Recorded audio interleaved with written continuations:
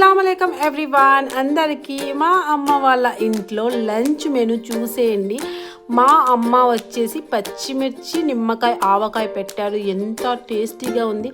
Non veg మటన్లో మునక్కాయ వేసి చేశారు. నా ఫేవరెట్ అన్నమాట. ఇంకా పప్పు తర్వాత చికెన్ ఫ్రై చేసేసారు.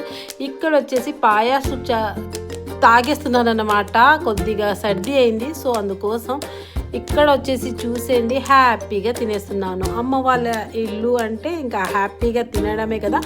ఇక్కడ వచ్చేసి చూసేయండి, మా కజిన్ బ్రదర్ మున్నా వచ్చేసి మా కోసం వాఫిల్స్ తీసుకొని వచ్చాడు. చూసేయండి, మా పిల్లలకి చాలా ఇష్టం అన్నమాట.